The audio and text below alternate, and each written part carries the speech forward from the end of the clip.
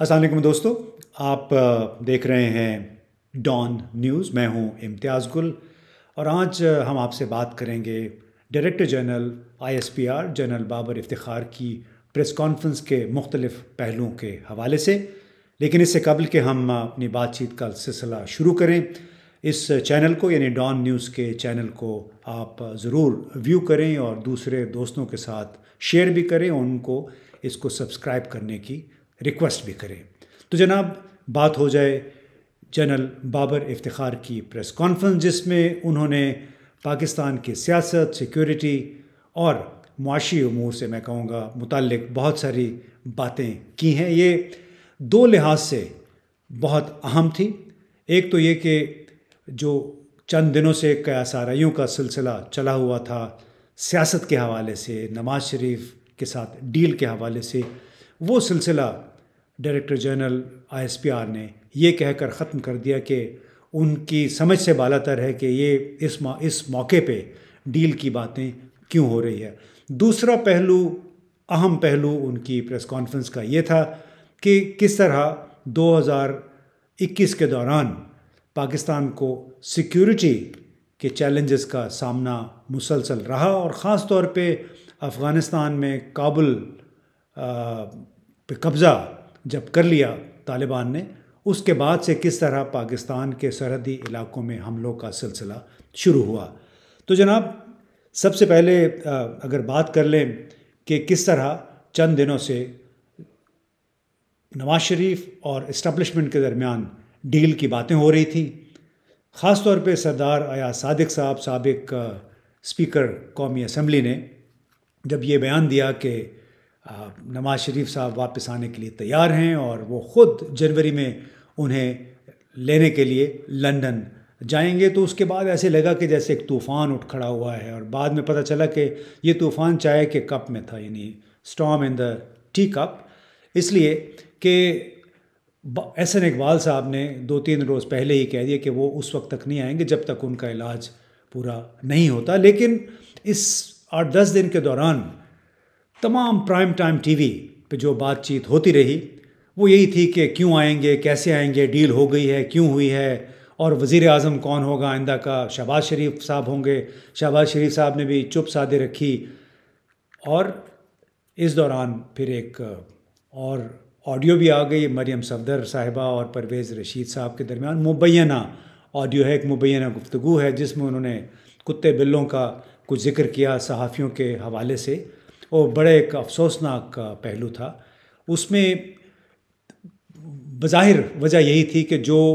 Deal की बात हो रही थी, डील के साथ साथ किसी ने एक जवाबी वार किया और उनकी ये वीडियो सामने ले आए। वो अब अलग बहस है कि ये वीडियो या ऑडियो किसने जारी की, किसी इंटेलिजेंस एजेंसी ने की है या किसी प्राइवेट इदारे ने की है, क्योंकि कहा जाता है कि व्हाट्सएप कॉल रिकॉर्ड नहीं हो सकती। लेकिन ये भी कहा जाता है कि अब टेक्नोलॉजी की जो सलाहियत है, कैपेबिलिटी, वो लामहदूद है और उसमें बहुत सारे ऐसे काम भी हो जाते हैं जो हमें नज़र नहीं आते, हमारी समझ में नहीं आते, लेकिन हो जाते हैं। जो ऑडियो में मरियम सफदर साहिबा और परवेज़ रशीद साहब की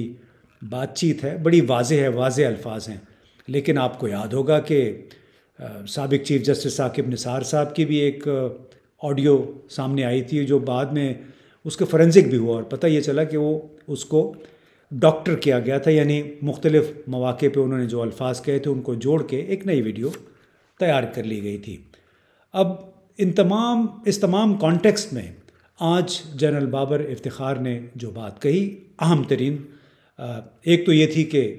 डील उनकी समझ से बाहर है, उसकी कोई मंतक उन्हें समझ नहीं आती इस मौके पे। इसलिए उन्होंने कहा कि जो लोग डील की बात कर रहे हैं आप उन्हीं के पास जाएं, उनसे पूछें कि वो ज़रिया कौन है जो वो डील की पेशकश लेके आया है। उनके मुखातब मेरा ख़्याल है आसिफ अली ज़रदारी साहब भी थे, साबिक सदर। उन्होंने भी किसी प्रेस कॉन्फ्रेंस में यही डील वगैरह की बात की थी, फार्मूले की बात की थी। तो लुब-ए-लुबाब जनरल बाबर इफ्तिखार के इस हवाले से ये था कि जो भी सोर्स है आप उसका फिर नाम बता दें ताकि हम भी अपनी तसल्ली तो कर सकें कि हमारे बिहाफ पे कौन ये ऑफ़र्स कर रहा है। तो इस तरह आज कम से कम आज के दिन और مستقبل قریب میں جنرل بابر افتخار نے کیا سارائیوں کا یہ سلسلہ ختم کر دیا ہے، جو ڈیل کے حوالے سے تھا، جو فارمولے کے حوالے سے تھا۔ اور ایک اور بات، جب ان سے یہ پوچھا گیا کہ آرمی چیف جنرل باجوہ کو آیا ان کی مدت ملازمت میں توسیع دی جائے گی یا نہیں، نومبر میں یہ کام ہونا ہے، بلکہ نومبر سے پہلے ہی ہو جائے گا، تو کلیئر ہو جائے گا، تو انہوں نے کہا کہ اس پہ آپ ہم سے تبصرے نہ لیں، جو کام ہونا ہے وہ ہو جائے گا، غیر ضروری طور پہ اس معاملے کو آپ ہوا نہ دیں۔ لیکن اس سے پہلے ہی کسی ٹی وی پہ، کسی پرائیویٹ ٹی وی پہ دو صاحبان جن کو سمجھا جاتا ہے کہ وہ بڑے قریب ہیں عسکری اداروں کے، انہوں نے یہ کہہ دیا تھا کہ جنرل باجوہ ایکسٹینشن نہیں لیں گے، کیونکہ اس سے پہلے یہ کہا جا رہا تھا کہ جتنا طوفان کھڑا ہوا تھا، اس کے ساتھ ساتھ مولانا فضل الرحمان نے جو ہمت پکڑ لی تھی بات چیت کرنے کی، جس طرح ان کو ووٹ پڑے ہیں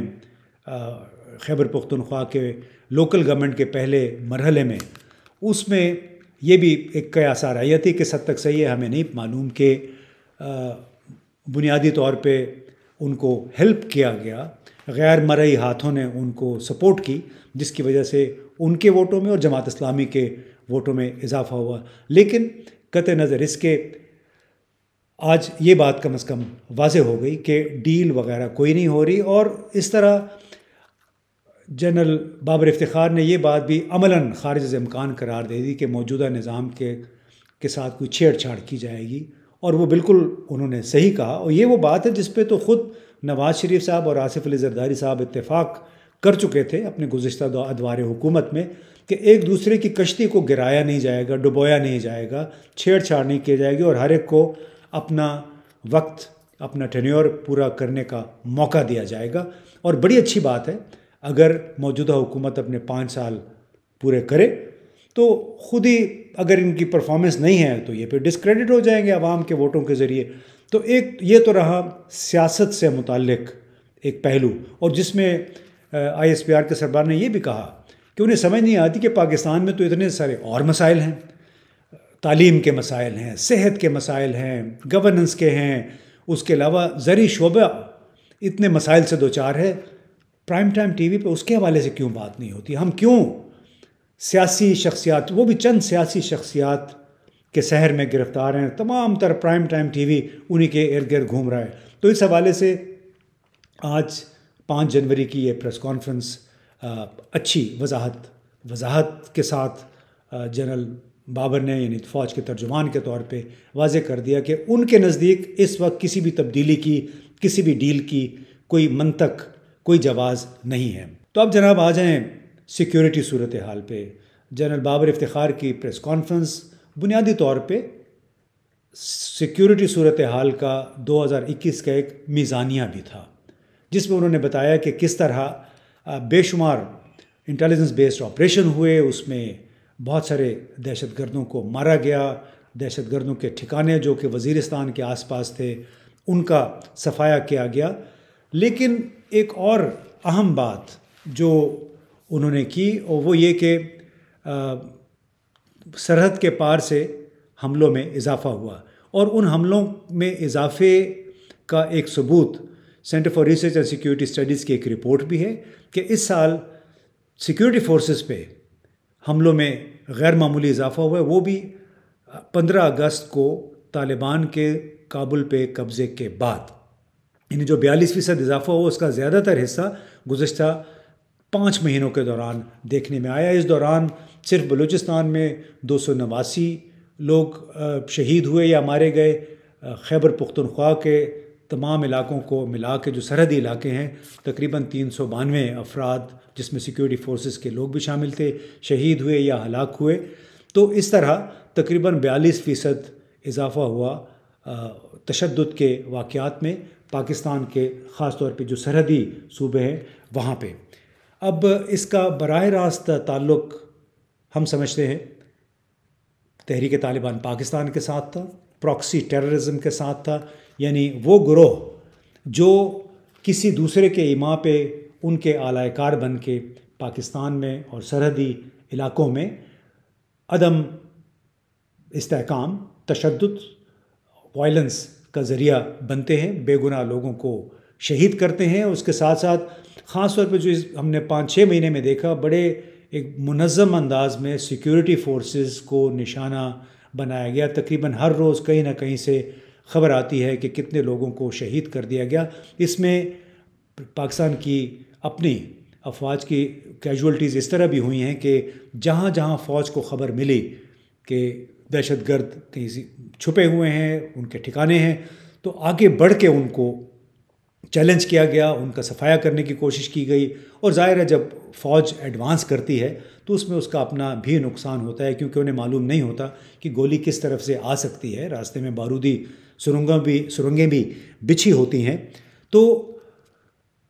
ISPR کے سربراہ کے مطابق ایک چیلنجوں سے بھرپور سال رہا 2021، اور ایسا لگ رہا ہے کہ 2022 میں بھی یہ چیلنج مسلسل درپیش رہیں گے پاکستان کے سیکیورٹی فورسز کو. اور اس کا براہ راست تعلق ہمارے بھارت کے ساتھ تعلقات سے ہے، وہ ٹھیک نہیں ہیں. اور چونکہ اگر ہم یہ فرض کر مان لیتے ہیں کہ تحریک طالبان پاکستان ایک اعلی کار ہے دہشت گردی کا، تو پھر 2022 میں دہشت گردی کے ان واقعات میں مزید اضافہ ہوگا. اور اس حوالے سے دلچسپ بات یہ ہے کہ چونکہ تحریک طالبان پاکستان کا تحریک طالبان افغانستان کے ساتھ نظریاتی تعلق رہا ہے، وہ باقاعدہ ان کے ڈانڈے ملے رہے ہیں، یہ لوگ اکٹھے سو کال جہاد کرتے رہے ہیں. اس وجہ سے تحریک طالبان افغانستان کبھی بھی ان تحریک طالبان پاکستان یا IMU Islamic movement of Uzbekistan ان کے خلاف کبھی کوئی ڈائریکٹ کریک ڈاؤن نہیں کرے گی. یہ بڑا واضح ہو چکا ہے. انہوں نے دبے الفاظ میں بھی کہا ہے، یہاں اسلام آباد بھی جب آئے تھے وہاں بھی یہ بات ہوئی. ان کا کہ ہم اپنے کامریڈس کو، اپنے نچلے جو لیول کے مجاہدین ان کو نہیں یہ کہہ سکتے، باور کرا سکتے کہ یہ لوگ پاکستان کے خلاف ہے، لہٰذا ان کے خلاف ہمیں ایکشن لینا چاہیے. تو تمام تر صورتحال کا لب لباب یہ ہے کہ اعلی کار دہشت گردی کے پاکستان کے خلاف حملے کرتے رہیں گے، ان کچوکے لگاتے رہیں گے. اور یہ ایک بہت بڑا چیلنج رہے گا اس وقت تک جب تک افغان طالبان کی حکومت مستحکم نہ ہو، وہ تحریک طالبان پاکستان کے خلاف ایکشن پہ آمادہ نہ ہو، اور پاکستان کے بھارت کے ساتھ تعلقات یوں ہی منجمد رہے، سر جنگ کا شکار رہے. جو کہ ISPR کی پریس بریفنگ میں بھی کہا گیا کہ عملاً بھارت کے ساتھ تعلقات اس وقت جمود کا شکار ہیں. اور میرا اپنا خیال ہے کہ جب تک بھارتیہ جنتا پارٹی ہے اور اس میں کے ساتھ RSS شامل ہیں، یہ تعلقات یوں ہی جمود کا شکار رہیں گے. اس لیے کہ بھارت اپنے گھمنڈ میں ہے کہ وہ امریکا کا اسٹریٹجک پارٹنر ہے، اور امریکا اس اسٹریٹجک پارٹنرشپ کو اس علاقے میں چین کے خلاف استعمال کرنے کے لیے کوشاں ہیں اس وقت. اور اسی وجہ سے بھارت میں بھلے جو ہوتا رہے کشمیریوں کے ساتھ، مسلمانوں کے ساتھ، خود بلکہ 2021 کے پہلے 10 مہینوں میں وہاں بھارت میں صرف عیسائیوں کے چرچز پہ 302 حملے ہوئے. تو اس سے لیکن امریکہ نے اس کی طرف انگلی نہیں اٹھائی، ان کی ریلیجس فریڈم رپورٹ میں بھارت کا ذکر نہیں ہوا. لہٰذا زیادہ امکان یہ ہے کہ بھارت اور پاکستان کے تعلقات یوں ہی جمود کا شکار رہیں گے. اس کی وجہ سے اس کا براہ راست اثر افغانستان پاکستان کے تعلقات پہ بھی پڑے گا، اور اس کا اثر براہ راست پاکستان میں دہشت گردی کے واقعات میں، سرحد پار سے دہشت گردی کے واقعات میں اضافہ بھی ہوگا. اب دعا ہی کر سکتے ہیں کہ پاکستانیوں کو، اور جو وہ لوگ سرحدوں پہ ہیں جو پاکستان کی حفاظت کر رہے ہیں، انہیں اپنی امان میں رکھے.